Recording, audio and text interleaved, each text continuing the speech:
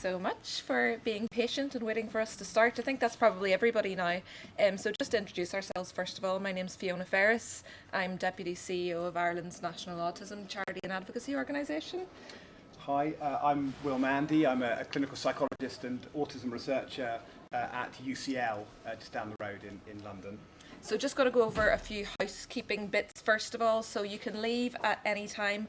If you do want to leave and return again, you'll need to wait until that speaker has finished. Remember that the session is being recorded. Be understanding and aware of the wide variety of levels of understanding and different backgrounds of both the speakers and those in attendance, I suppose, in relation to the language used. And you might not agree with what everybody says, and that's okay. But you know, we don't argue about that. Disagreeing is fine, it's productive. And we ask that everybody keeps things civil. Try not to interrupt when anybody is speaking. There will be opportunities to ask questions or comment at the end of each session. Be considerate of those around you, and don't be afraid to use the hashtag on Twitter, #DiscoverConference. Okay, so I suppose seeing as I'm already talking, I'll introduce myself first properly. So like I mentioned, I'm Deputy CEO of Ireland's National Autism Charity. We're an autistic-led organisation, and our message really is to try and make Ireland a more inclusive place for everybody to live, a more autism-friendly place.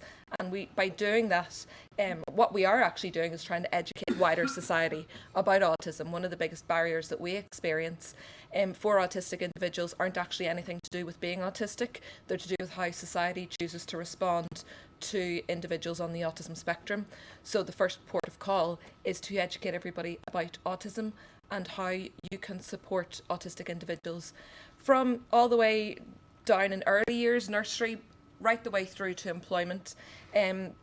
So if I'm ever asked to do a talk or chair a session, I try and do a little bit of research into the different how it relates to the autism community, I suppose. And whenever I was asked to chair this session, of course it's eating, sleeping and movement, I can't think of any autistic individual that wouldn't experience differences in those areas, so there wasn't a whole lot of research to be done. I think we can all relate in our research or whatever our work is to one of those areas. And for me, growing up as an autistic individual, one of the areas that I would have experienced extreme difficulties with was the area of eating. As somebody who wasn't diagnosed until my teens, it was always labelled to me as eating disorder, when what was actually happening was disordered eating. And it was just a different way of, different sensory experiences surrounding the whole aspect of eating that weren't actually anything to do with the typical framework for eating disorders, anorexia, bulimia, etc. So they didn't know how to fit that into anything, and it just became a non-specific eating disorder. Yet the motivations and the foundations of the differences weren't anything to do with what a neurotypical would experience in terms of eating disorders. It was actually a control thing, trying to control anxiety, trying to quantify things. It was never to do with appearance or self-esteem or weight. It was liking to monitor the numbers, liking to monitor macros. That sort of thing became a fixation and something I could control, which we're now seeing a lot of autistic women experiencing the same experiences, symptoms, I suppose, for want of a better word, but they need to be talked about in an entirely autistic context and not in the context of an eating disorder. I think there needs to be a lot more awareness and understanding around that. So I'm particularly excited to be listening to that aspect of it today. But of course, everything being discussed is really, really important. And thank you to all of our speakers who are contributing to those various areas. Yeah, I think just as a sort of quick, again, sort of introduction to myself. So I'm somebody whose main area of research is in the sort of characteristics and needs of autistic girls and women, and that sort of through that led me into this awareness, sort of discovering within the literature, but also clinically, that a really high proportion of women who are presenting to eating disorder services who are sort of labelled with or diagnosed with anorexia nervosa have an undiagnosed are autistic and are undiagnosed. And so it's that kind of led us into really beginning to appreciate how much more we needed to know about eating difficulties of autistic people, and very much echoing Fiona's point about how you cannot just make the assumption that eating difficulties in an autistic person will have the same kind of underlying formulation and treatment needs as those in a non-autistic person. So really excited about today's session. We're going to be hearing a bit in just a moment about some of that research we've been doing into that. And also, just again to echo Fiona's point that when we're talking about sleeping and perhaps motor atypicalities, these are traditionally neglected areas by researchers, and yet ones which, in my experience, often have quite a profound impact upon the kind of well-being and quality of life of autistic people and their families. So I think it's really great that we've got this space to think about those matters today. So have we done all our duties? We have, that's us done. Okay, so we can get out of the way and you can have the enjoyable bit now. So first I'd like to welcome Charli, Babb and Janina Brede to come and tell us about their work. Perhaps you could just introduce yourself briefly as well. Do you need help getting I think it's I think we're good. Make sure you can get it up. It's the one in the corner there, isn't it? Yeah.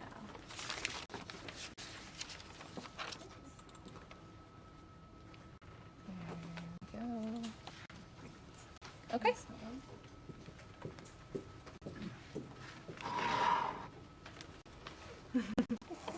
How do we do the slides? You can either click or... Yeah. That's good. Okay. Hi, I'm Charli and this is Janina. That was a great introduction. Thank you. It really helped us with our talk today. So today we're going to be talking about a project that we've been working on, which is looking at restrictive eating disorders, and in particular anorexia in autistic women. And today we're going to be particularly talking about the service experiences within eating disorder services. And it's going to be a qualitative study, so the insights from autistic women, parents, and also clinicians. So this is just an overview of what we're going to be talking to you about today.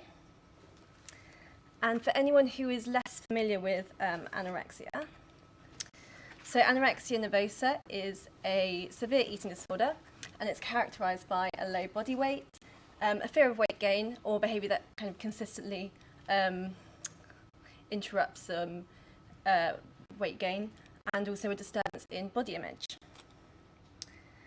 And we're interested in this overlap between autism and anorexia because consistently research has shown that between 20 to 30% of women, autistic women who are in 20 to 30% of women who are in treatment for anorexia are meeting the criteria for autism. And despite these really kind of high levels of autism in these women, autism isn't acknowledged or accommodated by services. So there's been some recent research that they interviewed some autistic women where they had unique needs that were associated with their autism, and these weren't being met by the standard eating disorder treatments. And actually, any adaptations that are being made to treatment are kind of on a more individual level rather than being a system-wide, systematic approach. And eating disorder clinicians tend to say that they feel kind of that they lack the confidence to provide treatment for this client group. And actually, this is really problematic because we know that women with high autistic traits benefit the least from the current interventions, and they often experience lower recovery rates as well. So, in order to improve care for autistic women, we need to better understand the barriers that autistic women face when they are in treatment for an eating disorder. And in order to do this, we wanted to gather evidence from autistic women themselves and those who support them, so parents and healthcare professionals. So I'll hand over to Janina. Yeah, so for our study, we conducted in-depth interviews with 15 autistic women, 12 parents of such women, and also 16 healthcare professionals with an expertise in the area. And the autistic women all either had past or current experience of anorexia, although in our interviews it became clear that some of those diagnoses of anorexia didn't actually quite fit as well, something which we also heard earlier in the introduction. And our participants were located in various locations across the country, and actually their service experience did vary quite a bit depending on sort of what was available and what they had access to. The average age of the women who took part in our studies was 32. It ranged from 23 to 58. The average age at which they got their anorexia diagnosis was 17, and their autism was diagnosed on average at the age of 29. And almost all of the women were diagnosed with anorexia first, often years before their autism was even recognized, and that also impacted on their service experience. In terms of the healthcare professionals that were included in our study, they had a range of professional backgrounds, which we have listed here, but all of them had experience of working with autistic individuals with some form of restrictive eating difficulty. So with regards to the procedure, participants were interviewed face-to-face, either at home, in the university setting, or via Skype. You can see the average length of the interviews for each of the participant groups here.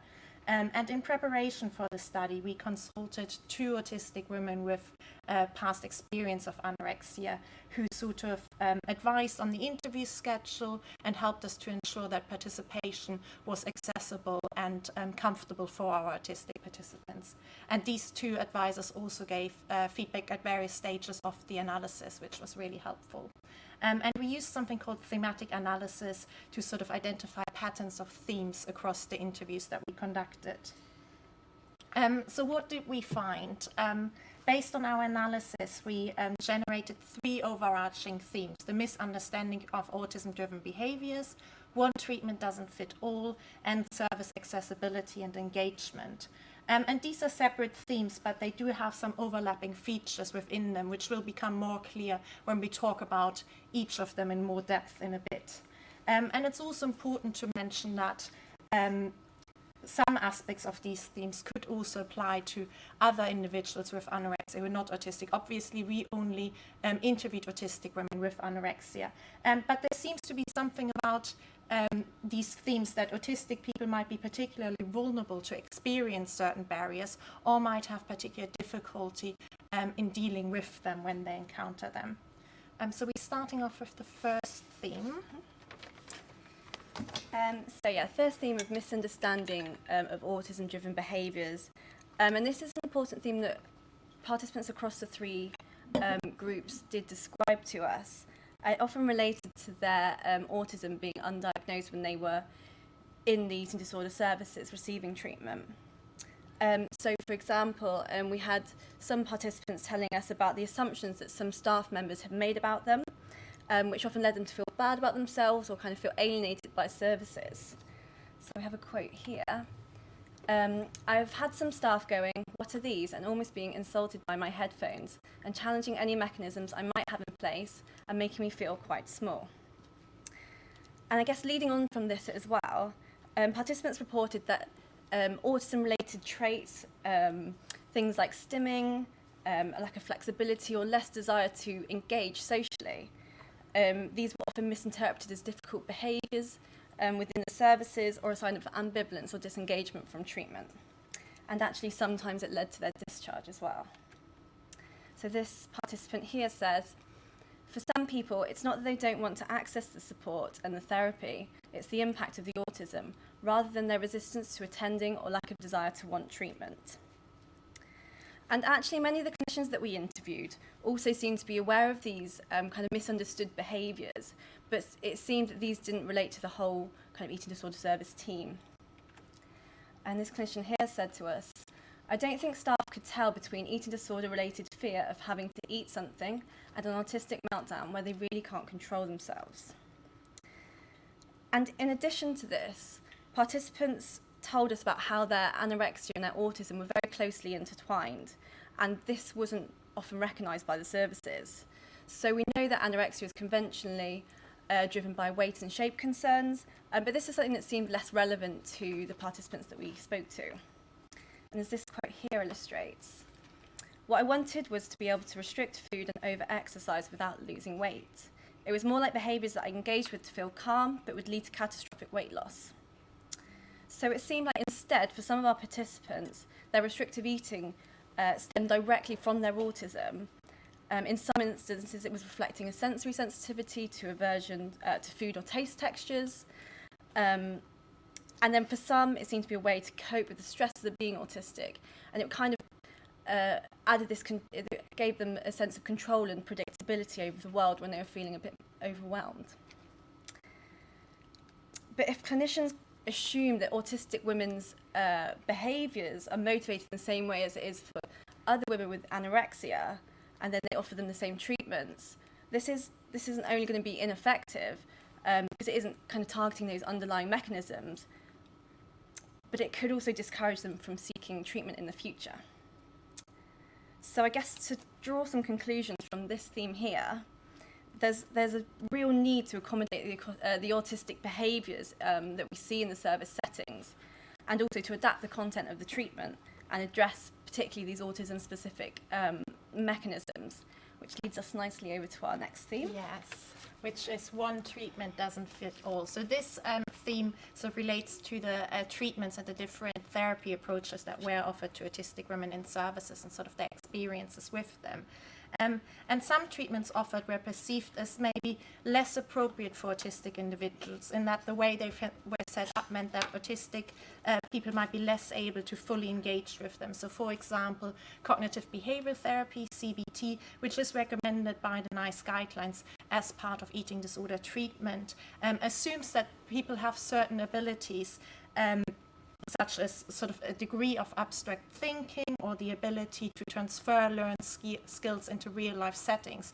And many of our participants said that they struggled with those more core fundamental skills to access such treatment. So this participant was saying, traditional CBT like structured 8 sessions has never worked for me because I needed someone to go really deep and really explain things and help me with more foundational skills.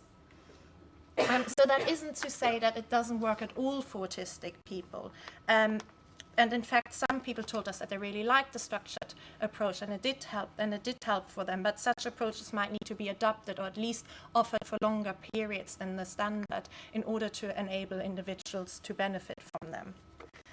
In general, treatment involving more skill-based learning, such as occupational therapy or dialectic behavioral therapy, so DBT, which includes sort of emotional regulation skills, were preferred by many of our participants. So one woman was saying, the one thing that did work was occupational therapy. She helped me to get a volunteer placement at my old primary school, and that was the best therapy I've ever got because it was practical and it gave me something to do. The therapy setting was also a reoccurring subject in our interviews, and particularly group therapy tended to be disliked in its current form. So one woman was saying, in a group setting, they would use lots of analogies and metaphors. They would really confuse me, and I would end up getting hung up on little details. Again, that's not to say that group therapy can't work at all, but it might need to be adapted to be more accessible, as this practitioner was saying. I think there's a lot to learn from groups, but it's the initial setup, setting expectations, the transition into the group, having any thing that's going to lower their anxiety and help them to engage in that service. Do you want to continue? Okay, yeah. So this brings us to our last theme, which is service accessibility and engagement. So if I find the right page. So this last theme is looking more at how accessible services are for autistic women and what the eating disorders can actually do to improve their engagement with their autistic clients. And particularly important service qualities included things like flexibility, individualised communication style, and also consistency within their care. So many participants struggled with the service's really structured approach. However, some of the clinicians were saying to us that being flexible and open-minded to making small adjustments where possible can actually contribute to making the person feel more comfortable. So we have a quote here. We always say in the room, which chair do you prefer to sit in? Because some people might want to face the window rather than the fluorescent light. An awful lot of adjustments are very reasonable. It's not about you can't have any fluorescent lights, it's about if this is the room you've got, giving the person as much choice and flexibility as you can. And so secondly, communication with the staff was also really important concept that kind of it played a role in how well the autistic women engaged with and benefited from the service provision that they were given. And actually the clinician's ability to adapt their own communication style to best fit with the client's needs was a really vital component. This participant said, she understood how best to communicate with me. So she gave me written summaries after my appointments. We used kind of goal setting to help plan my care, and it was much better. And I have another quote from a parent. How are you is a very annoying question to my younger daughter. What on earth does that mean? If it's something more specific, like what have you been doing this morning, it's likely to make you feel comfortable and start a conversation. And finally, consistency and continuity of care was mentioned by many of the participants as being a real important component in service engagement. So we've got this quote here. She needs to see the same person, not a lot of different people, the same person who she can build a relationship with. So I guess to sum up these themes, improving the whole team's awareness of autism, being able to adapt the treatment, and also improving accessibility seem to be really vital to provide the autistic women with the care that they deserve. Which brings us to the implications of this study. We hope that this research sort of raises awareness and helps eating disorder services to become more autism friendly, and sort of in the long term, together with other research, we hope that it can lead to the development of and testing of new autism specific anorexia treatments, and also inform interventions to prevent the development of eating disorders in autistic girls and women. And in terms of this research project, our next steps aim to better understand some of these autism-specific mechanisms that seem to be underlying anorexia and other restrictive eating difficulties in autistic individuals. So that brings us to the end, and we would like to thank everyone who has contributed and supported our research, particularly the participants who so generously shared their views and experiences with us. And you also have got our email addresses there if you would like to receive any copies of any publications from this project, or if you would like to hear about opportunities to take part in future research, please get in touch with us. Thank you very much. You. Okay, does anybody have any questions? Yes. Hi, I'm Tara. I'm an OT on the inpatient eating disorder ward currently. I'm just wondering if anyone had any reflections if they were in an inpatient, because I'm guessing from my experience, being an inpatient on an eating disorder ward is not a particularly pleasant experience, and it's also not a very conducive sensory environment to recovery. I'm just interested to know if any of the participants had an inpatient experience that they could report. Yeah, it was kind of a mixture of both kind of inpatient and outpatient experiences that we heard about. Do you have? Yeah, I think actually a lot of them did experience inpatient settings at some point, because the eating disorders did get quite severe because sort of early interventions didn't work or weren't accessible to them. Certainly sort of the sensory experience in those settings did come up, as well as sort of the structure and very rigid rules that sometimes seemed arbitrary to them, either because they weren't really explained, it were just thrown on them, or they didn't really apply to the kind of eating disorder that they were experiencing. So it was a difficult setting for many of the women, but also we had some who in hindsight appreciated that they had to be there, and that they said they needed that support and probably wouldn't be there otherwise. Yeah, it reminds me of one of the quotes from one of the women about OTs, and she said, you know, when she was on the ward, that it was a really unpleasant experience to her, but actually in hindsight it was something she really valued and kind of used going on from that when she had recovered. Yeah. Just one more quick question, no problem. So, thank you. It's lovely work, very important clinically, this. And I wondered whether you got the impression from the people you talked to, whether actually they'd much rather not be in an eating disorder service at all. Because, you know, when one thinks about how eating disorder services have developed over time, and the theories behind them, etc., it's, you know, well, we need to understand more about the mechanism, I understand that, but on the face of it, you'd think it's just chalk and cheese, it's just not appropriate. Yeah, definitely. I think that's something that we kind of wanted to get at, because you know, these therapies and treatments that are offered to the women on the eating disorder services more generally just kind of weren't appropriate. Things like body image that just weren't necessarily relevant to them. Sort of the assumptions, isn't it? That's it, It's yeah. just the same presentations as all the other women who are there, and that could potentially be quite harmful. At the same time, I think it's a really good point. Many of the women did have other co-occurring conditions, and it was equally difficult to get support for that. And also, some of them really struggled in eating disorder settings, and at some point, or just didn't see that they would be helpful, and at some point refused to go. But with eating disorders and the sort of medical complications that come with it, other services are often also hesitant to take them up without being monitored by someone with an eating disorder expertise. So the women who did sort of have those experiences and try to get support elsewhere also really struggled.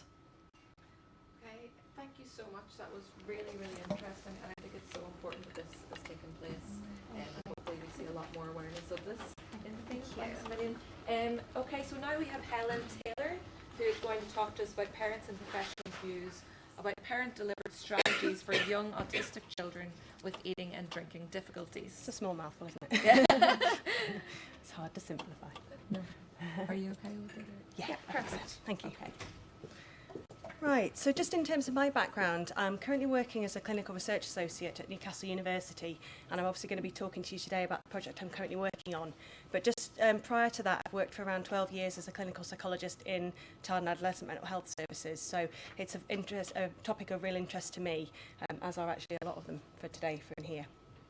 So today I'm going to talk a bit about a survey that we did as part of a larger study which was funded by the National Institute of Health Research.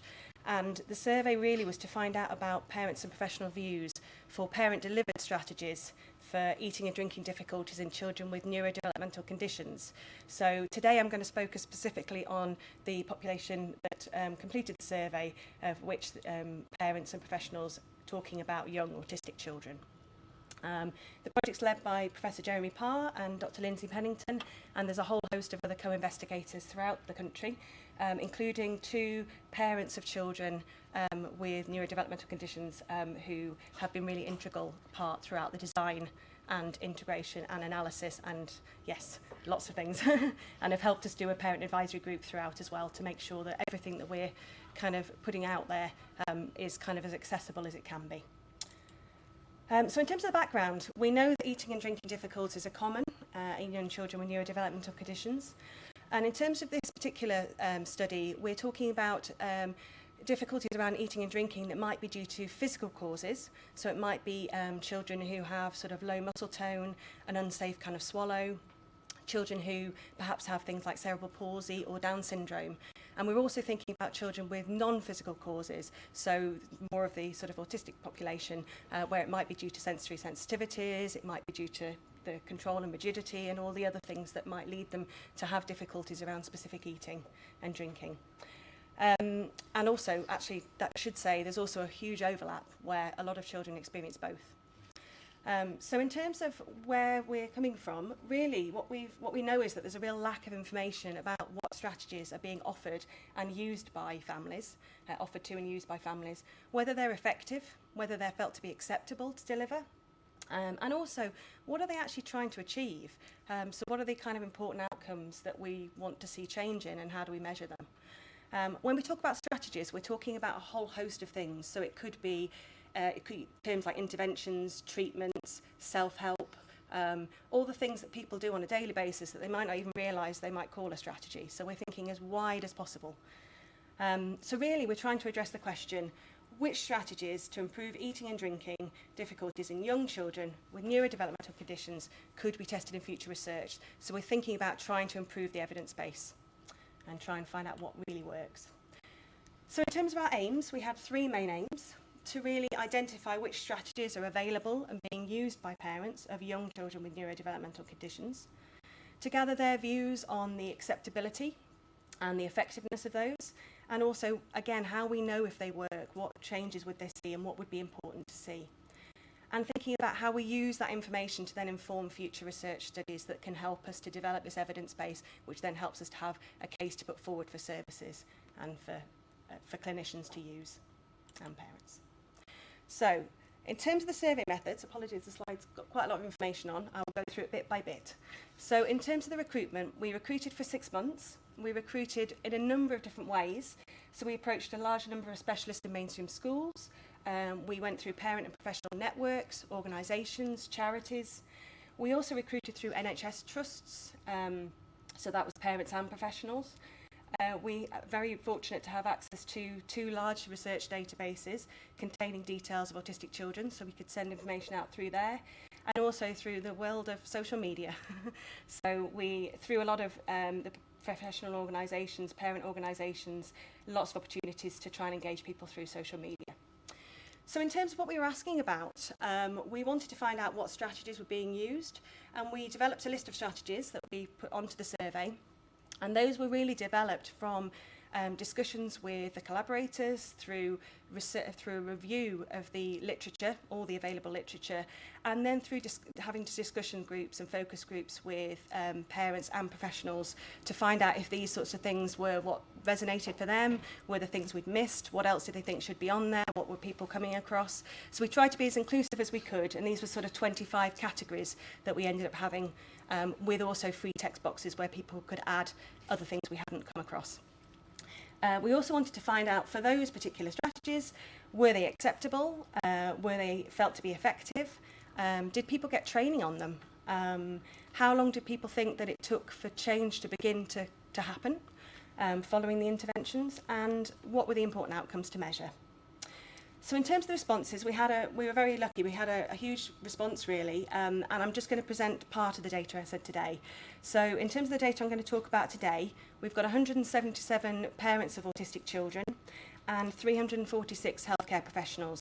So those were healthcare professionals working either solely with children with non-physical difficulties or the mixed group where they had both physical and non-physical difficulties, because actually when we looked at the ones that were purely working with children who might be had classed as having no physical causes whatsoever, there was only around 32 healthcare professionals who responded in that way, which I think says something about the way services are set up and the kind of children that are coming into contact with them, which I'll talk about a bit later.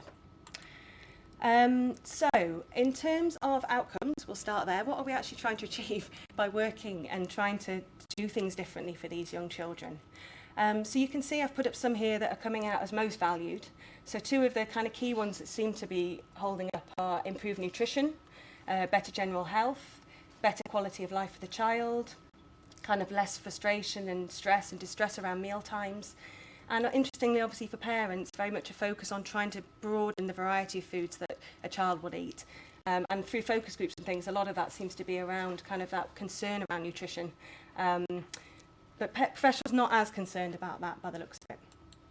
So in terms of the strategies that we're using, what people are using, there's sort of 4 main areas. So increasing understanding.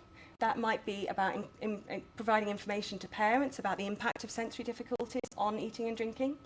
It might be about the child having a good sense of the mealtime routine and what would be expected, predictability. We think about enhancing communication, so using visual supports, pictures, social stories, other communication strategies like perhaps signing or some sort of way of communicating if the child's non-verbal to indicate preferences and choice.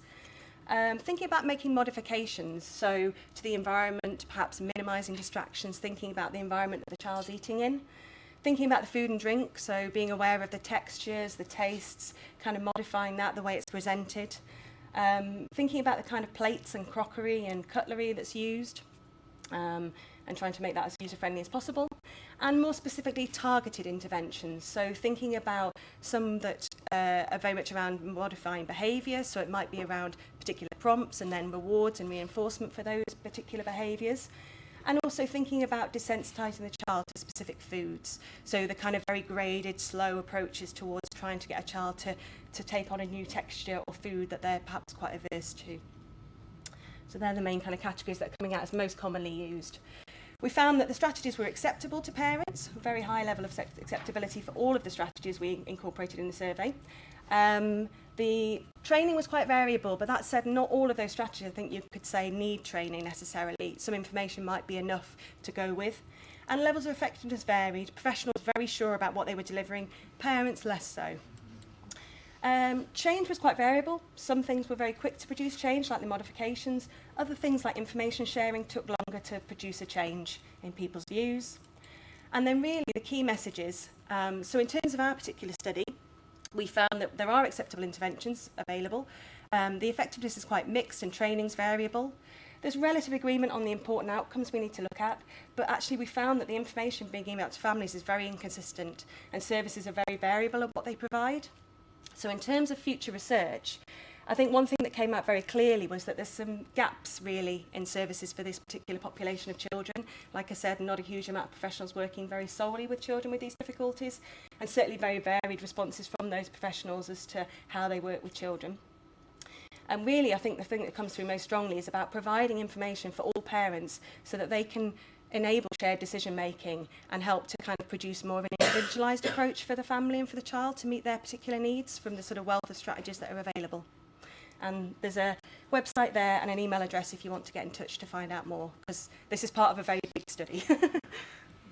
Thank you. Thank you very much. Thanks, Helen. Have you got any questions they'd like to ask? It was more of an observation that I did find it interesting that parents were less concerned about parental stress than professionals, but were more concerned about the range of foods than professionals.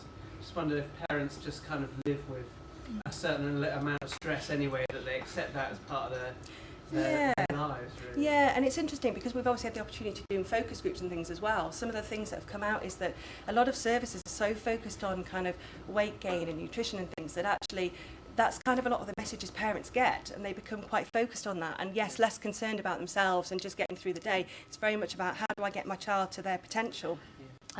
So I think absolutely, I think in some ways they accept that and they think, well, as long as my child is getting what they need, I'll deal with whatever. Whereas the professionals are saying, well, actually, no, we think a really important outcome of the intervention is that you guys have a more pleasurable experience because that impacts on the child's experience. So it's an interesting one, that one. Yeah. Mm-hmm. Thank you very much. No problem. Right, so now I'd like to welcome Craig Coffey to the podium, and he's going to give us a rapid 5-minute talk on exercise and its relevance here. Okay, so I'm going to be speaking about the effect of exercise within autism units in Irish primary schools. So I am from the Institute of Technology, Carlow in Ireland. I'm a master's student. Hopefully, I'm coming to the end of my master's now, so hopefully I'll be continuing on for the next 2 years with a PhD to further investigate into exercise in autism units.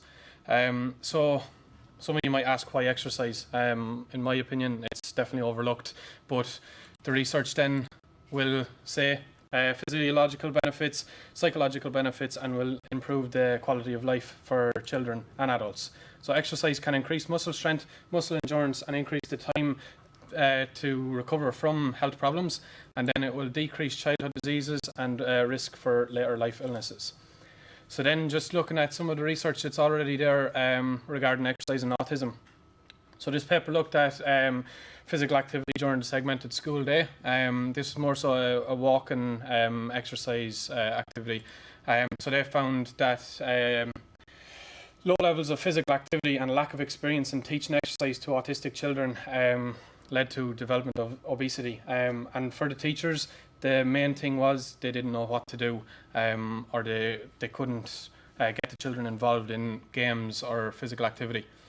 So then this paper looked at benefits of physical activity for adolescents, and they found that physical activity improved mental health, physical health, self-regulation, cognitive development, and social emotional functioning. Next paper then, enjoyment barriers. So are these children actually enjoying exercise? Is there any point in actually getting them to do an exercise intervention? If it works, it might work, but are they still enjoying it?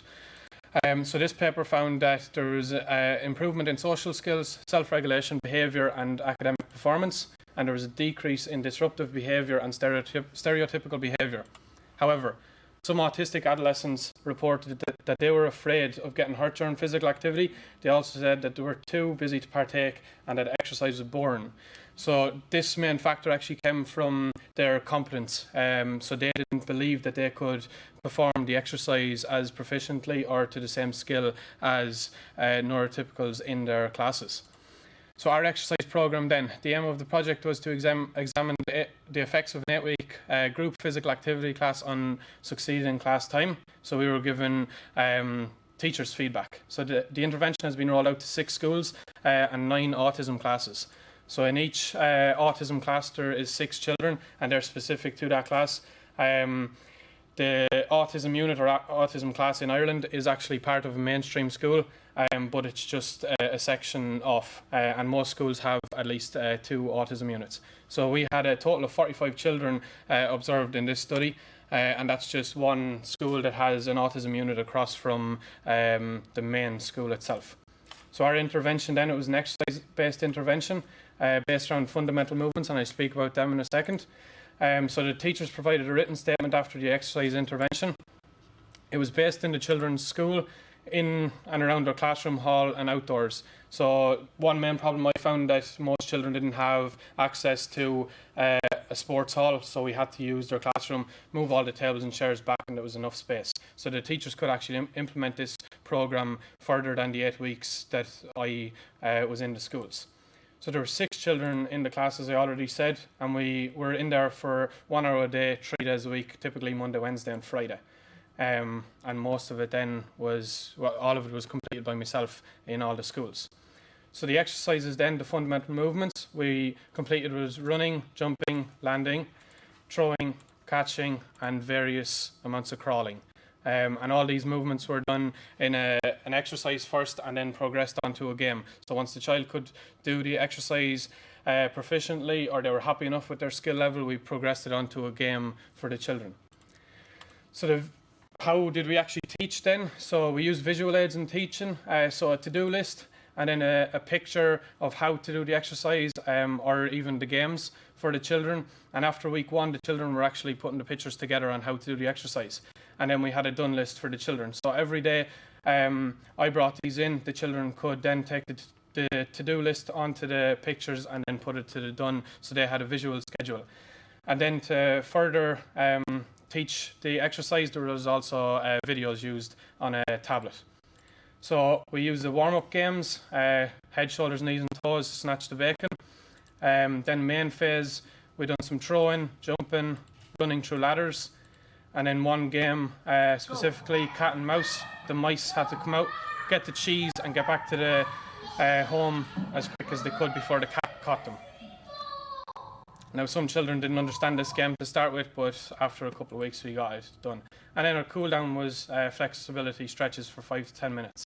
The results then of the study, the exercise actually improved behaviours and improved fitness measures, and we used children with an average age of 7 years.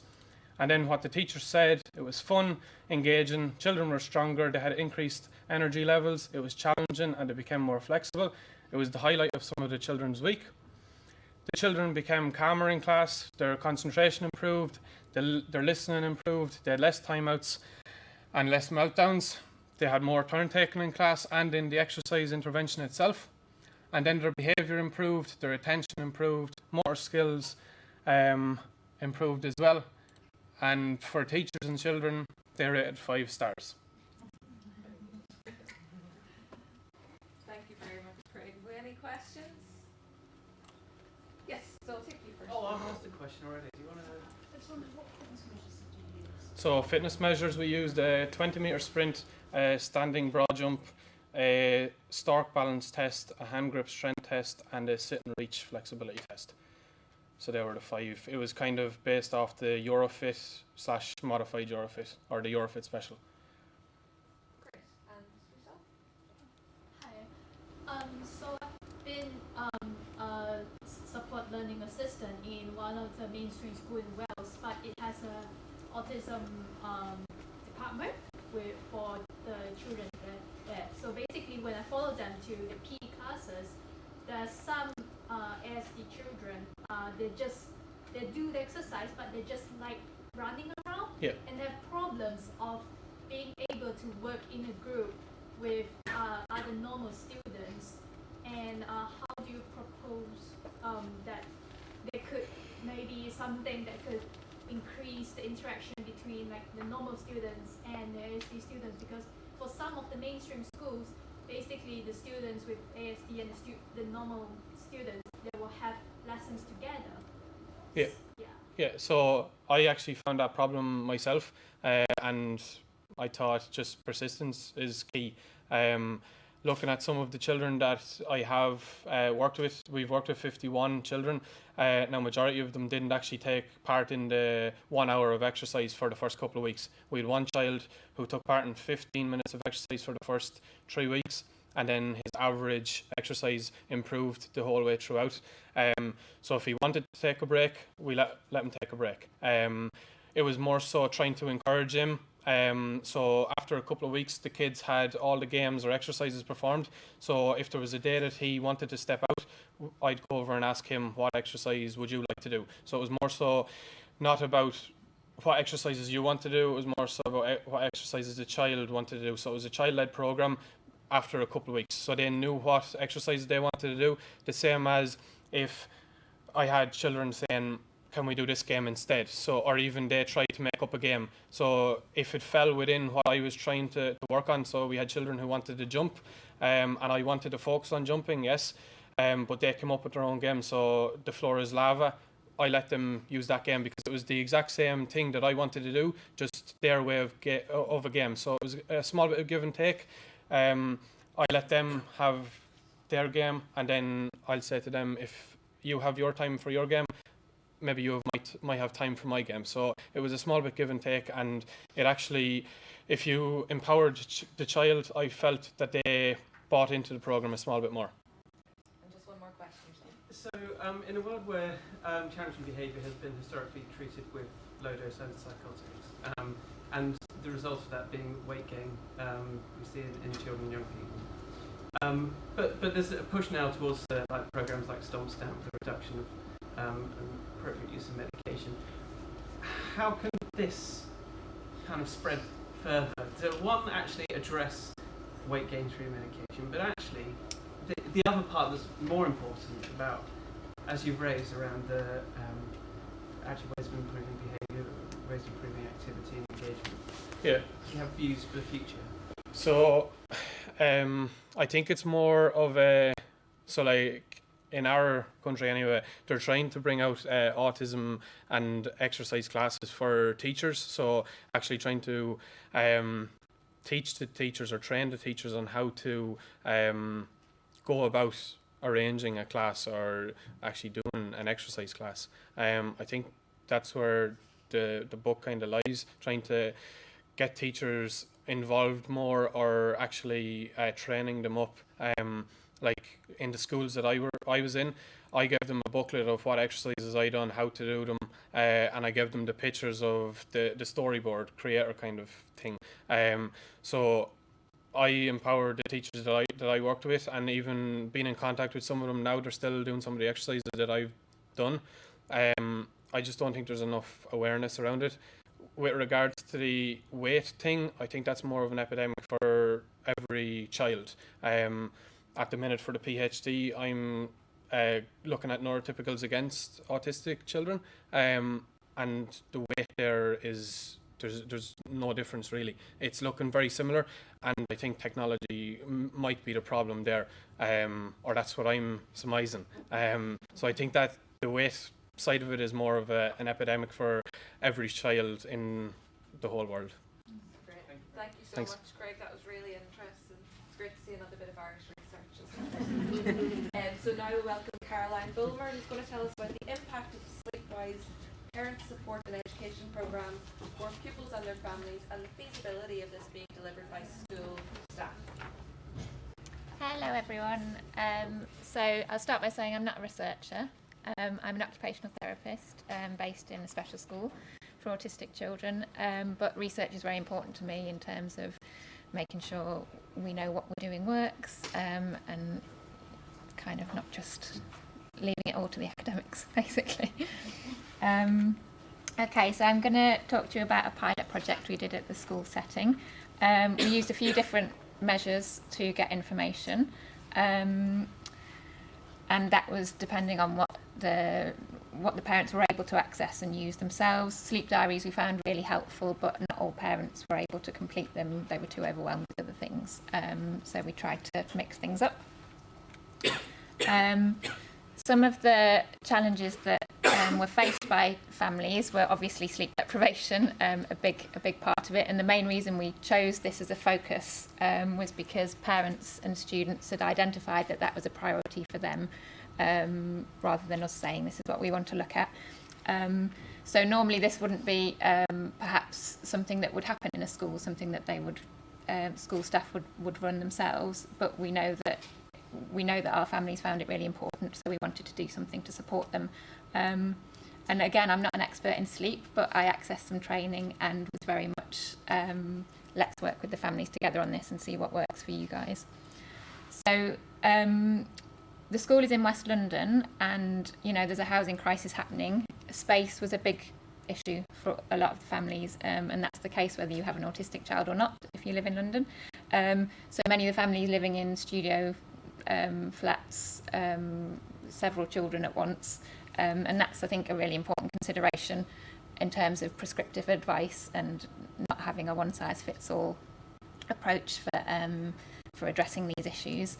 The families are very often experiencing a really high amount of stress, and having an additional workload for them in terms of now do this is important to think about in terms of what they can take on. So it was really important for us, for parents, to be ready to implement any changes and things that we'd agreed on. Also, most of the families had had support with sleep before from perhaps a CAM service or a hospital service, and that had been, different families had found that helpful or not. So the project we ran was something called Sleepwise, devised by an Australian occupational therapist. It has been included in a couple of different research projects. Some of those have involved autistic children. And it's basically 2 3-hour workshops that we ran at the school, with a week between, and parents were encouraged to complete a sleep diary in between those 2 sessions. And then we completed some home visits and had a chat with the parents about what was happening at the moment. It was a really good opportunity to look at the bedroom environment and talk about the bedroom environment, and get an idea of how the family routine worked and what was important to the children, and kind of what was in place there. And then over around a 3-month period, after we agreed on a sleep plan amongst everyone with careful consideration of what was important to the child and what their individual needs were, we then kind of did follow-up phone calls, visits, whatever the family felt that they needed or not. So this was a study, I don't think I mentioned, but it was on the slide, it was just a small group, 10 families that we worked with. And based on one of the outcome measures, the Children's Sleep Habits Questionnaire, we found improvements across key areas, particularly the ones that families reported were the most problematic, which was kind of that settling to bed at the beginning of the night. And for a lot of parents, it was important to them that their child fall asleep in their own bed, probably not so important for the children, because they often felt reassured by having their parent there, but that was something that some families wanted to address, and they did. And waking through the night was obviously a big problem as well. So we found improvements in a range of areas, which was really great. A focus group we did at the end, and I think one of the key takeaway messages for me were that the family felt, the families that we worked with felt that because we knew their child and worked with them on a daily basis, and we were collaborative with them, it was much more meaningful. We weren't just giving them prescriptive advice, we'd not just met them once in a clinic and then said, oh, try these things. So they felt really empowered, and actually made significant amounts of progress that we never expected, especially given the fact that we weren't telling them anything revolutionary, and we certainly aren't sleep experts, but it was really nice to be able to work together on that and to have influence on what's happening during the school day and perhaps what's happening on transport, because a lot of children fall asleep on transport home and that kind of thing. So being able to influence different areas of the child's life and considering it all holistically. Okay. Any questions? Any questions?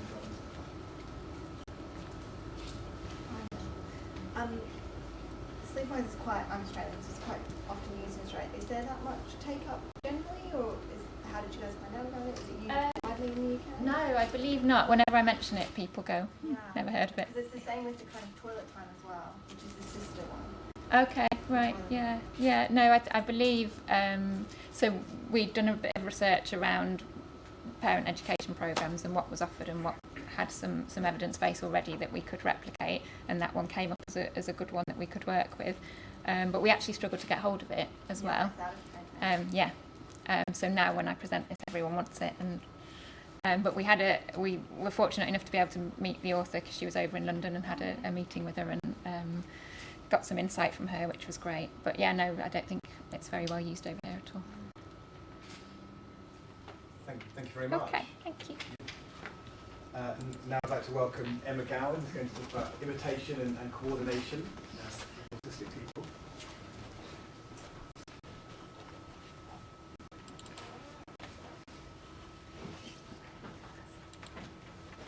Yes, so thank you very much.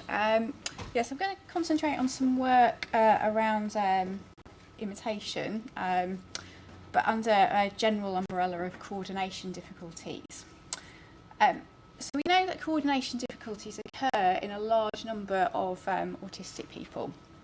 And what I mean by coordination difficulties here is things like poor eye-hand coordination, altered gait or walking patterns, and unstable balance. And they're present within the first couple of years of life, and they're something that persists throughout adulthood as well. Now, as Will has mentioned, they're a fairly under-researched area, but they're actually really important. They have implications for things like daily living skills, so our ability to walk around, get around, write, feed ourselves. And they also have a role in social functioning as well. So, for example, we need good coordination skills to be able to take part in joint activities or joint sport activities. So Craig was talking about physical activity. We need good coordination skills for that. And also, if you have poor coordination, you tend to be a little bit less confident about being in social situations, so then you have less chance to practice those social skills. And there's another area that I'd like to explore a little bit today in whether coordination difficulties have a role to play in diagnosis of autism. So what I want to do is talk about one aspect of coordination, and that's imitation in autistic adults. I'm going to explore how it's altered, how imitation is altered, and why this might be, and then a very small bit on the potential use of imitation and coordination in autism diagnosis. So firstly, what do I mean by imitation? Imitation is where we observe somebody and then we copy that action. And it's very important for learning new motor skills. So if you imagine if you're trying to learn a new tennis stroke, you'll observe, watch your coach, and then you'll try and imitate that stroke. But it's also important for social aspects as well. So it plays a role in learning appropriate behaviours, and then this gets transferred across the generations, but also in strengthening bonds between people. So it's been shown that imitating others increases liking between people, and then also when you imitate people's emotions, this kind of conveys an understanding of what they're feeling. Now, because of this social role of imitation has been extensively studied in autistic individuals, so both children and adults. And there seems to be a really general, consistent pattern coming out in the literature. And that's that autistic individuals tend to be fine at imitating the goal, the end point of an action, but they're less good at imitating the style, or what I'm going to call the kinematics, so that's the speed, the size of the movement of that action. So for example, I've got the coffee cup example here. If you ask somebody to imitate somebody picking up a coffee cup, most autistic people, fine, yeah, I'm just going to imitate copying that cup up. But they might miss out the details of how that movement is done. So if there was a slight movement left, right, or a slight upward movement, autistic people would be less likely to copy that style, and would generally just go for the goal of the movement to pick up the cup. So what? Why am I interested in understanding this pattern? Well, observing action kinematics, so the style of other people's actions, actually provides quite rich, socially relevant information. So it can help us predict other people's actions. So, for example, it's been shown that just from watching somebody's action to pick up a bottle, you can tell whether they're going to pass that bottle or whether they're going to pour from it, just from the speed and the shape of the grasp.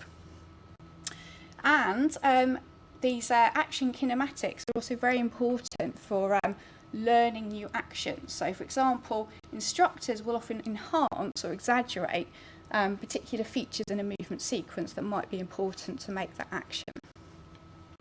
So, autistic people, if they're placing less emphasis on these kinematics, they might miss out on the social and teaching related cues, but also be less inclined to show these cues in their own actions, so contributing potentially to the double empathy problem. So what could be the reasons for this imitation pattern?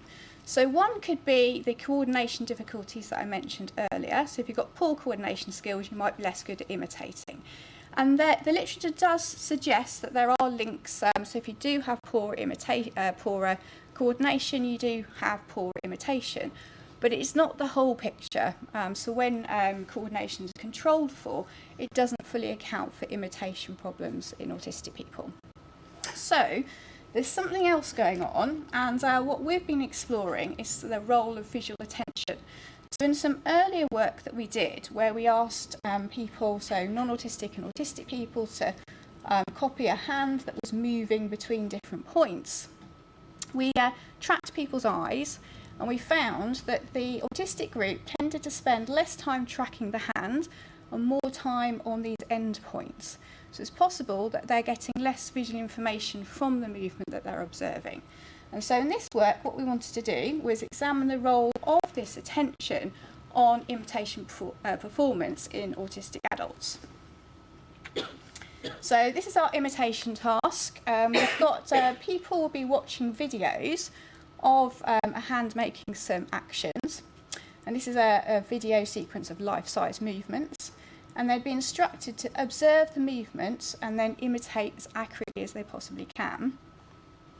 And we track movements with a sensor on the hands, and we also track eye movements as well. So a particular video clip would consist of two movements. So it might look something like this. This is the start point of the finger. And then the hand might move to another position, and then it would move to a second position. And these they'll either move in a direct way, so be quite, or just quite a shallow movement like this, or there'll be an elevated movement, so a kind of movement like that between the different points. And we tested 22 autistic and 22 non-autistic participants. And we had particular instructions, so the people would imitate 36 videos, or 36 trials, using these general instructions, which are just to watch the video clip carefully and copy what you see. They would then be given attention instructions, where they'd be asked to pay close attention to the specific movement made. For example, look at how fast the action is carried out and the size of the movement, so how high the hand is lifted and exactly where the movement occurs from and to. And then they'd perform exactly the same 36 video imitation trials again. Our imitation measure is what we call modulation, so the amount that they imitate the difference between the elevated and the direct movement. So that's the modulation. And what we thought was that if altered visual attention causes reduced imitation modulation in autistic people, there should be reduced modulation in the general instructions as usual, but similar levels of modulation for both groups in the attention instruction condition. And for eye movements, there should be increased time spent tracking or located on the hand for the attention instruction condition only. So these are our results. So firstly, this is the vertical amplitude modulation, so the direct trials minus the elevated trials. This dashed line here is the demonstrator movement, so what the video was actually doing. If we look look at the red bars, these are the non-autistic people. For the general instruction condition, they're imitating fairly accurately already, and when we give them the attention instructions, they actually start over-imitating, so imitating by a larger amount than they should do. Our autistic group, as usual, they're showing the pattern of less modulation than the controls for the general instruction condition, but we find that for the attention instruction, they start imitating pretty well. There's no significant difference between the groups for the attention condition. So attention seems to have increased that imitation to similar levels as the non-autistic group. So eye movements, we looked at the time spent tracking the hand, and we did it by this dynamic area of interest. So these circles are the dynamic area of interest. So we wanted to know the percentage of time they spent in that dynamic area of interest, so tracking the hand. And what we found is this is a percentage of time on the dynamic interest area. And for both the general instruction and the attention instruction, the autistic group were generally spending less time tracking the hand.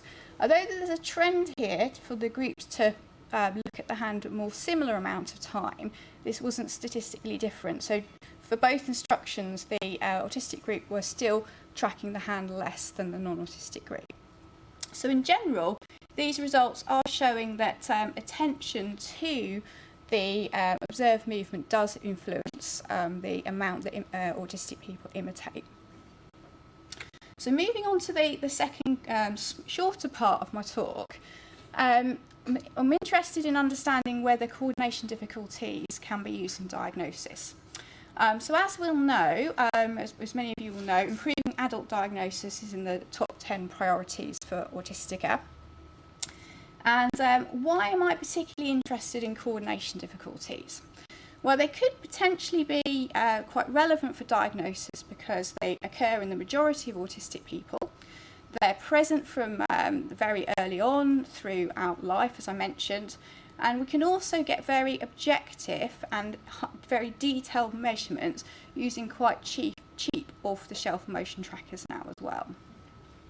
And so what we've been doing is combining our motion tracking data with some computer algorithms called machine learning.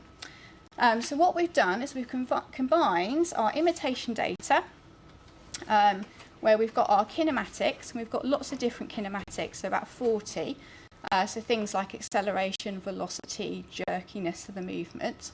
And then we've combined that with machine learning, where we're training computer algorithms to identify movement patterns. Okay, and so what we've been trying to do is we've 15 autistic and 15 non-autistic people in our training data, and the algorithms so the feature selection algorithms identify the most discriminative features, the most discriminated kinematics that will optimally describe the groups. And then you have the machine learning algorithms, so these are classification algorithms that will try and detect the patterns of these features and differentiate the groups best. And then we get a new group of people and put that into our algorithms to see how well that new group of people can be predicted according to their diagnosis. What we find is that we have an accuracy of 73%. So just using this imitation data, it seems that we can predict whether someone has got autism from the style of the way they're imitating. So it's quite hopeful early work. So in summary, autistic individuals are less inclined to imitate the action style, and we've seen that our work is showing that visual attention is likely to contribute to this pattern. So this can have an impact on learning and understanding of others. So autistic people may be missing out on important kinematic details when they're observing other people, but also when moving themselves. And then it might also be important to think about how attention could be incorporated into some imitation therapies. And then finally, I've shown some very early work that we've been doing where we're looking at imitation and coordination difficulties as a promising tool to help aid adult diagnosis. So thank you, and I'd just like to say the work was conducted by my PhD student Andreas Fabulous, along with colleagues Ellen Polikoff and Alex Casson. Thank you very much. Thank you so much. I see I was imitating there. Has anybody got any questions for him? Yes. So just wondering how this fits into how it fits into a diagnostic pathway. Really, is it something that someone would at the very beginning go that is indicative of autism, or is it something you would do as part of the process? Yeah, what's the vision? Yeah, we're trying to work it out as well. So we're developing some links with some clinics to talk about how this would work. The way I would see it is there's two overlapping possibilities that aren't exclusive. So one is having it in the clinic. So when we've talked to clinicians in autistic adult services, some adults can be quite complex. It can be very difficult to diagnose them because they've had years to change their behaviour. So the clinicians have said to me, if I could just have something else that was a quick test that could confirm what I was thinking, so it could be set up alongside there if it's a very quick motion tracker and they just need to do some kind of imitation or some kind of coordination skill. And then the other thing would be as a potential screening aspect as well, so earlier in the pipeline too. Yeah, so that's the I'm open to discussion though, because we're at the very beginnings of trying to work out how to use that. Yeah. Do you think that the eye tracking and machine learning approaches can it assess the intentionality and the kind of consciousness? Because I think I've seen multiple studies suggest that maybe both dyspraxia and echopraxia might be common among autistic people, meaning autistic people, when trying to maybe imitate or perform or at least make a certain movement after observation or whatever, that tends to be more difficult and it's less precise, it's less accurate maybe. But then there's maybe hyper imitation, more imitation than a non-autistic person might have, if it's automatic and kind of unconscious, and actually that's associated with greater social and I think language and maybe intellectual disabilities, and these have been, both sides of this have been replicated across different teams. So yes, and I barely ever hear anyone use the word echopraxia. So yeah, so this is voluntary imitation, what we've been looking at. So as you said, the intentional side. So the work from the lab-based automatic imitation, where imitation is measured where you aren't told to imitate, but there's a task where you end up doing something that is similar to what you're watching, but you don't know that you're meant to be doing it. It's generally the same for autistic and non-autistic people. So the kind of I'm not going to say mirror neurons because it brings up a whole big issue, but the action perception pathway or perception action pathway seems to be reasonably similar to non-autistic people for automatic imitation. It's more when having to do this more intentional stuff of looking at the kinematics and encoding that. So I'm working on an idea. We've got visual attention, but there's probably also visuomotor integration issues where you're having to imitate a much more complex action. So often automatic imitation tends to be quite simple actions, but when you've got something more complex to imitate, that's potentially when the differences emerge more. So I'd say more sort of going with the coordination difficulties as well as the visual attention. Thank you very much. Okay, really appreciate that. That was really interesting. Okay, last and definitely not least, we have Stephen Kapp, who's going to talk to us about if people should be allowed to do what they like, autistic adults' views and experiences of stimming. If you need any, just make sure you get it up okay. So we put it over here. It's that one. Thank you. No problem. Where?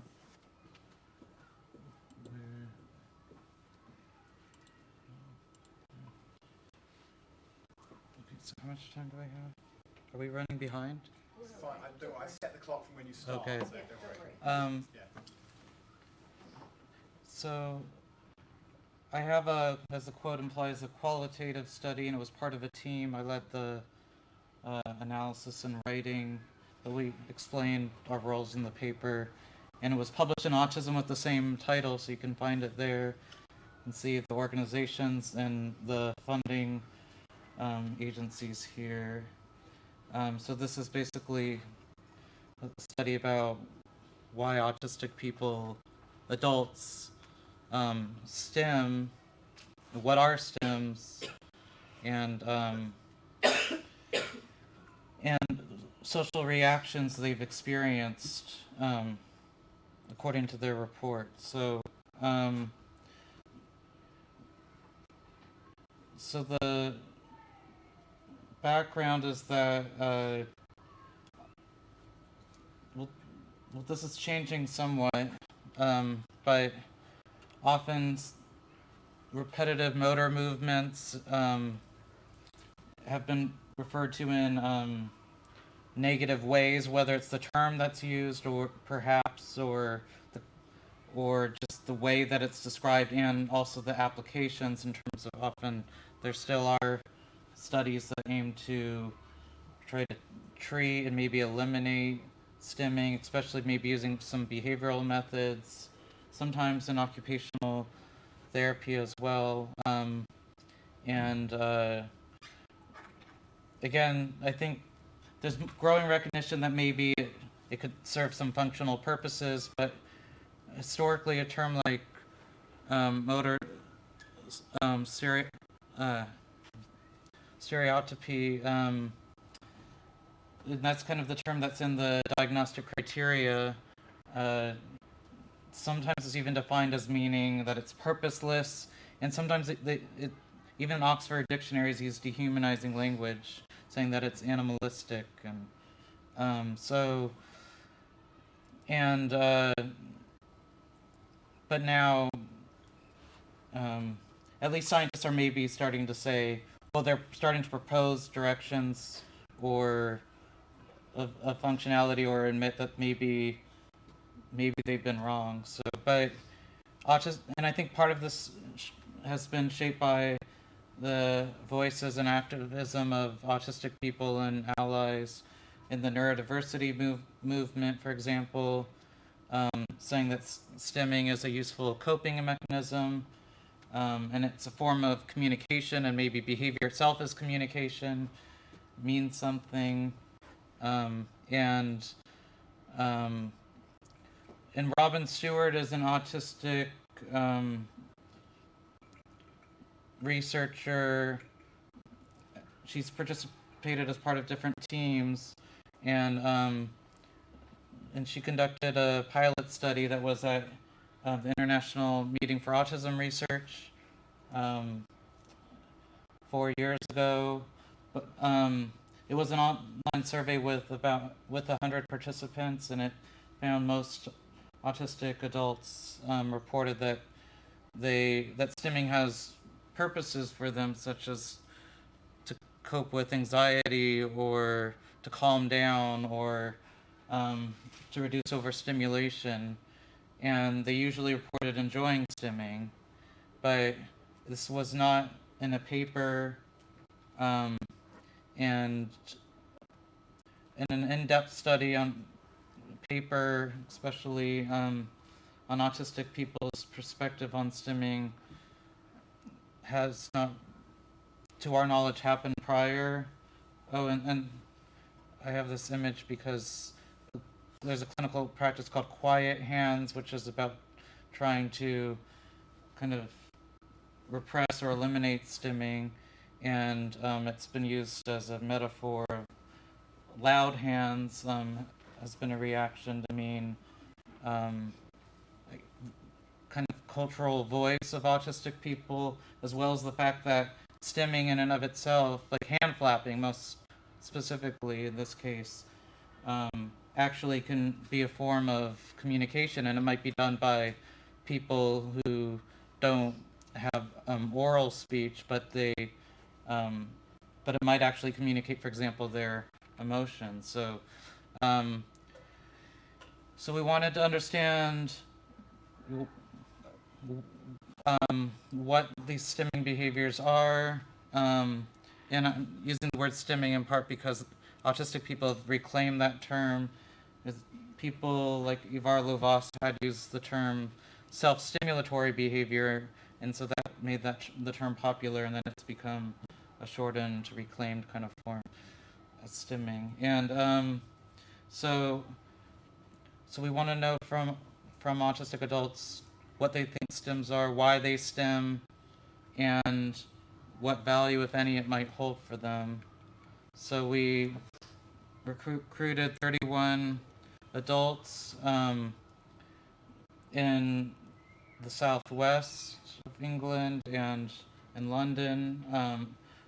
So in the southwest, they took part in interviews, and generally we went to them, their homes or their the training center where they were, or whatever it happened to be,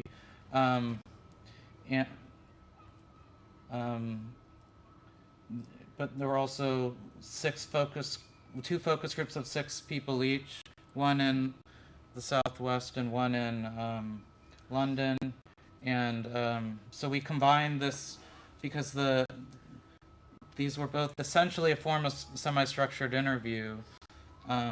One in a group format, one was one-to-one.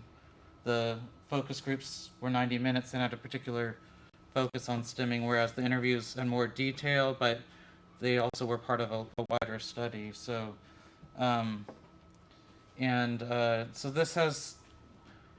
this image explains some of the steps of thematic analysis, but considering we don't have so much time, and I don't think I've heard a lot of people explain it, I don't hopefully need to be the first. Okay, so, but stimming, so the first theme was that it's indeed a self-regulatory mechanism, that it helps soothe or calm intense emotions, or well, we call them uncontainable emotions, in the sense both that they're very strong and that they literally can't contain them, that they become expressed through behavior,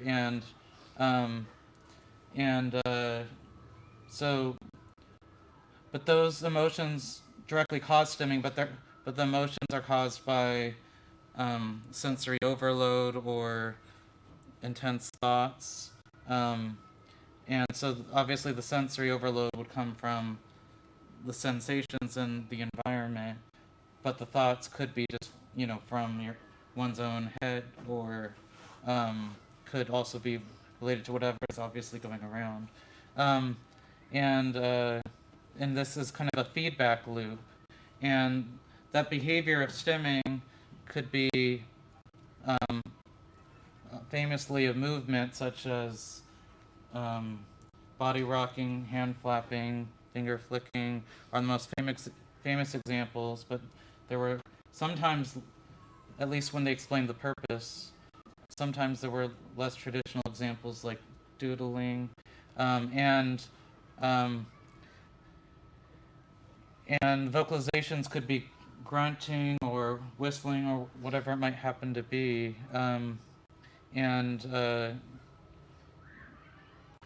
so the second theme was that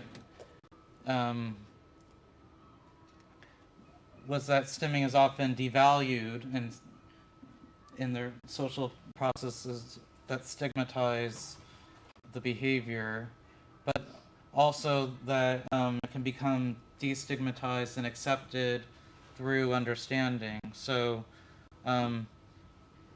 participants reported feeling angry or confused, upset, belittled, etc., if they were told to stop stimming.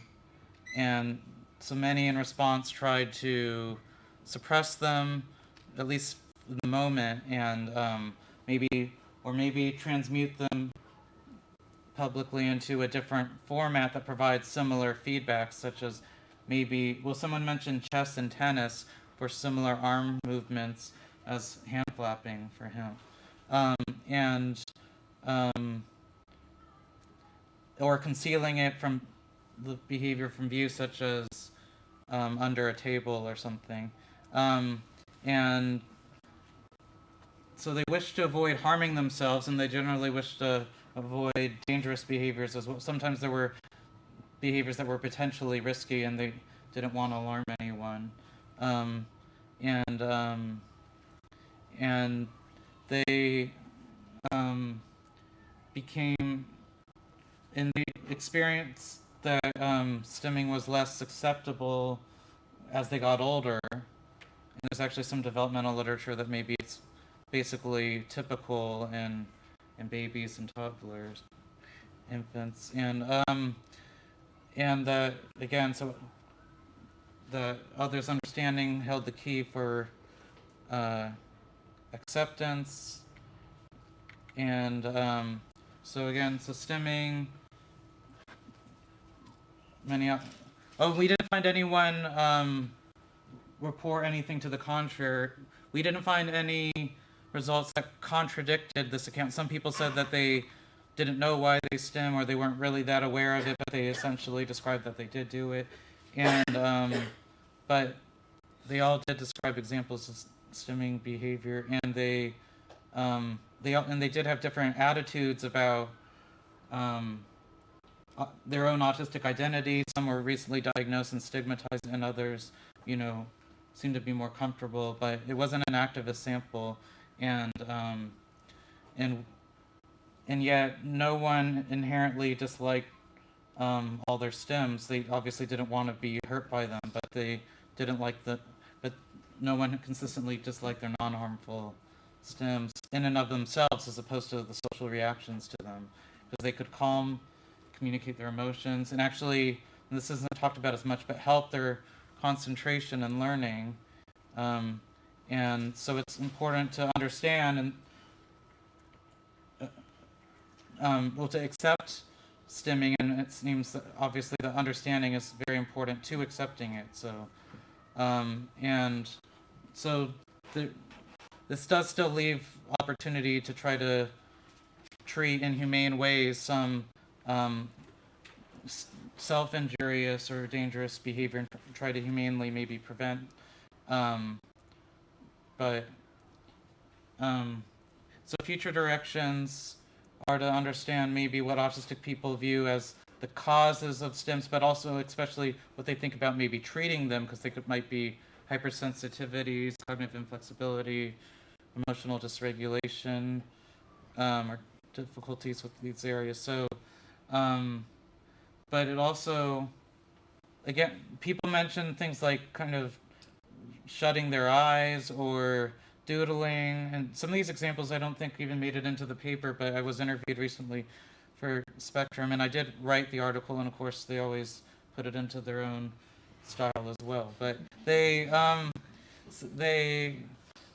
did put this image, which, and I think related to this point, that maybe everyone stims, and we actually did collect data from non-autistic adults who were self-described fidgeters, and I've informally analyzed the stimming and the fidgeting, and it seems that there isn't a really consistent difference. Maybe that the stimming behaviors are less socially acceptable, they're less common, but there didn't seem to be something that dynamic about that. So possibly, because there's all sorts of different ways that we might move or self-regulate, and maybe everyone does it, and maybe understanding that can help with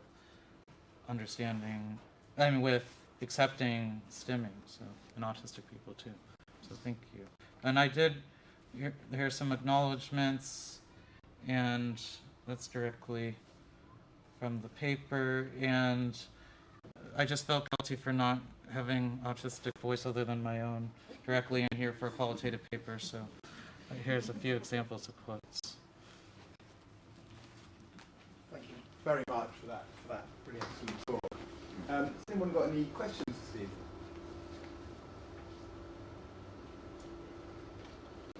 I'm just wondering if the people that you spoke to about their stimming, did they describe or did they feel that their sort of friends or family or network understands any communication that was being given out by the stim? Did, you know, as a way of communicating, was that understood by the people around them? Was there? Okay, so it is of course communication is not always mutually understood, but those people who are more familiar with them and well, sometimes even close family members weren't understanding of people's stims, and well, there's a quote in a focus group of someone's I think their parents and their aunt and uncle didn't accept their stimming, and another participant said, well, that's because they don't understand. And but some people did give examples where a few of them in the focus groups in London had partners, and that their partner really did understand, and depending on what the particular behavior was, because if the behavior was actually kind of a little bit bothersome to the other partner, but they tried to be at least tolerated, of course. So.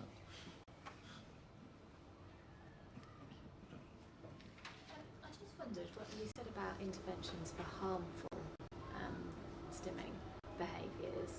What would they look like? Well, so there isn't. When I wrote that there wasn't high quality research on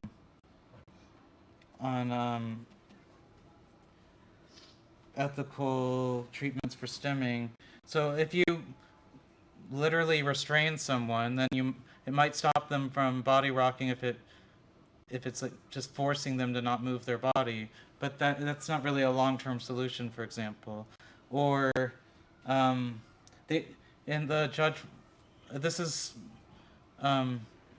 there's still a present-day example in the Judge Rodenberg Center in Massachusetts where they still apply electric shocks as treatment for stimming and other behaviors, and that used to be more common practice. The early days of applied behavioral analysis-based therapy with Ivar Lovaas at my alma mater, where I graduated in UCLA. And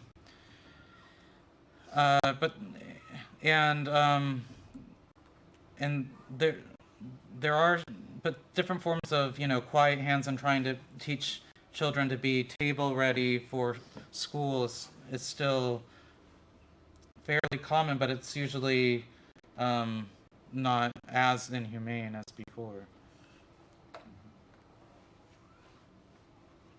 Now we have a bit of time for obviously more questions to Stephen, but also just if people would like sort of general questions or comments to any of the speakers or about any of the things that we've heard in the last hour or so. I've got a question about self-stimming. Is it possible and is it ethical to, obviously stimming gives an immediate and strong feedback. Is it possible to replicate that with other occupations in life, such as somebody going on a rowing machine or doing a real strong physical activity, or does it not give the same feedback? Well, a participant did mention that, they learned that many autistic people find stimming to be actively helpful, and that there are actually kind of resources online to sort of, in a way where you can sort of learn more about stimming and therefore how to stim, and they sort of taught themselves how to consciously stim.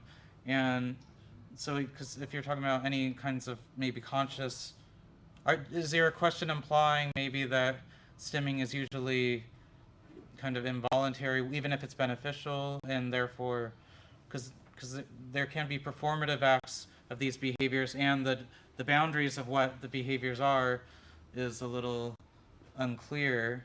I think most people did say that stimming was, at least began unconsciously, but people had various levels of control.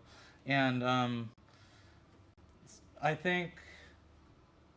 do think that there are other repetitive behaviors that people do that can provide a physical release, and it both pinpoints the target of attention, but there's I think a participant who seemed to really stigmatize what maybe I think they stigmatized anything that might be associated with autism, but they described how they the yoga poses that they did that were really rhythmic and soothing and repetitive, and some other examples that in terms of, at least if you talk about repetitive movements and don't go by just the standard autism diagnostic criteria about what just what the ADOS might say if it's finger flicking or hand flapping, but then if it's something else, then that's somehow not, doesn't meet that criterion of, the repetitive behaviors or whatever. So I think that other behaviors could provide the feedback too. That was a long-winded way of saying that. So what does the non-autistic literature say on these featured behaviours? Because my favourite is this, and I've always done this. Why do I do it? I'm not really sure. And so what does the non-autistic literature say? Because you were saying that there may be some overlap just in the general population.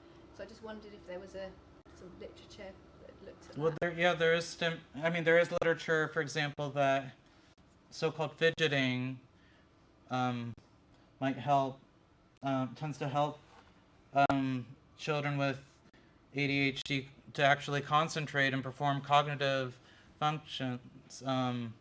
So it can actually help in school, for example. It's not just, maybe they have difficulties with attention sometimes, but it doesn't mean that fidgeting is actually, making that worse. It could actually be an adaptive response to the difficulty. So this is it's not to say that autistic people either don't have whatever underlying difficulties at times, but sometimes what gets marked as the problem in criteria actually is an adaptive response, I think, a coping mechanism. But so what are other behavior? I think there's some literature to suggest that some common forms of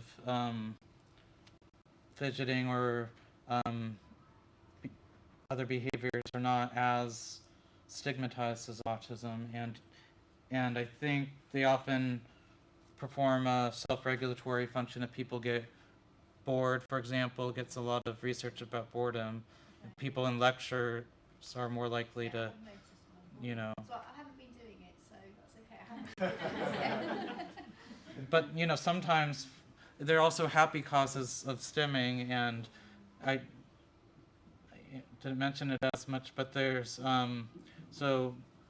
this was a fairly consistent pattern that people said, it's not just negative emotions, it's just any strong emotion. So could be really excited or really happy too. And obviously you don't need to treat happiness and maybe I'll quit there before I get myself into That's a nice note to end the session on. But, We may thank all our speakers for this really rich. It was really interesting, and they all kind of blended and flowed nicely together. It was really engaging. So thank you so much to everybody who contributed.